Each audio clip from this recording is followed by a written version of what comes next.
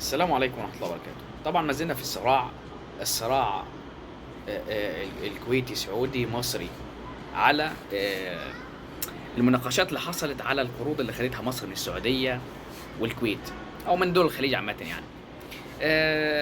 كلمتين من الآخر، يعني كل واحد يخليه في حاله أحسن، كل واحد يخليه في حاله أحسن لأن أنت يعني بتهرتل بالكلام والجانب التاني بيهرتل بالكلام وبتعملوا مصاخة، وبتعملوا حاجة يعني اسمها مصاخة. عارف يعني إيه مصاخة؟ يعني بتعملوا حاجة وحشة، يعني لا تعايرني ولا أعايرك الهَم طايلني وطايلك. أنت بتعايرني دلوقتي أنا باعايرك بزمان، فمعايرتنا لبعض مش هتنفع. أنت النهارده بتقول عليَّ أنت بتاخد منّي فلوس وبتاخد منّي قروض ومش عارف إيه وأنت بتشحت منّي، وأنا باقول لك أنا كنت بادّيك زمان، كنت بادّيك زمان وكنت بأكّلك.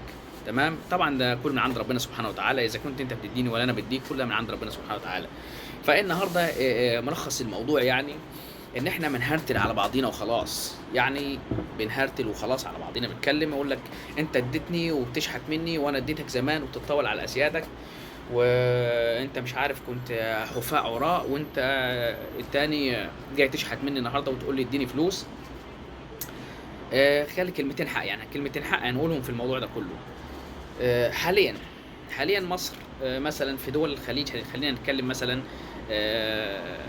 في 5، 6 مليون في دول الخليج عامةً كده من مصر. لو كل واحد بس بيصرف على 3 بس، تمام، من ال5 مليون دول ب15 مليون بيبعت لهم هناك، و6 هنا أو 5 هنا يبقى 20 مليون. أنت دخلت في ربع الشعب، ربع الشعب يعتبر بياكل من دول يعني بياكل رزق من رزق ربنا سبحانه وتعالى، بس اللي يعني سبب. فده برضه ما تنكروش، ما تنكروش إن أنت النهارده قاعد تتكلم وتعاير الناس وتقول كنتم حُفاة وكنتم عُراة وكنتم كذا وكنتم كذا. يا أخي ربنا مَنّ عليهم ورزقهم وكرمهم، وأنت كنت من أغنى وكنت أسياد بس ما نفعتش. سرقتوا فيها ونهبتوا وما نفعتوش، خربتوها وبوظتوها وما نفعتوش، من أول السلسال وهي بتتسرق خلاص راحت. ولكن أنت بتتكلم عليهم دول عندهم تقريبًا يعتبر 20 مليون من بلدك. 5 مليون واحد بيصرف على كل واحد بيصرف له على 3 والّا 4، يبقى ربع الشعب المصري كله برّه. فده كلمتين حق يعني، إحنا خلّينا نتكلم في الحق. يبقى أنت لمّا تيجي تتكلم والجانب التاني لمّا ييجي يتكلم لا تعايرني ولا أعايرك. مصر كانت كبيرة ومصر كان فيها فلوس كتيرة ومصر كانت بتدّي، مصر كانت بتعطي، وكل ده عارفينه والتاريخ قال الكلام ده كله. إذا كانت في السعودية ولا أي دولة من دول الخليج كانت مصر بتدّي، تمام، كانت مصر مادة إيدها وبتدّيها من رزق ربنا سبحانه وتعالى. فالنهارده لا تعايرني ولا أعايرك الهَم طايلني وطايلك. يعني إحنا عمرنا يعني ما هنكون أمة إسلامية خالص، وعن عمرنا ما هنكون اتحاد واحد خالص، ولا عمرنا هنبُص بطريق الدين، يعني اللي معاه يدّي اللي ما معاهوش.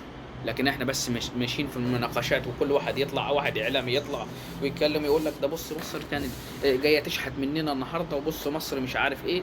مصر كانت بتدّيك برضه، والتاني اللي طالع عليه بيقول له أنت بتدّي وأنت كنت وأنت ما كنتش النهارده عندك يعتبر 20 مليون بياكلوا ويشربوا من رزق ربنا في دول الخليج.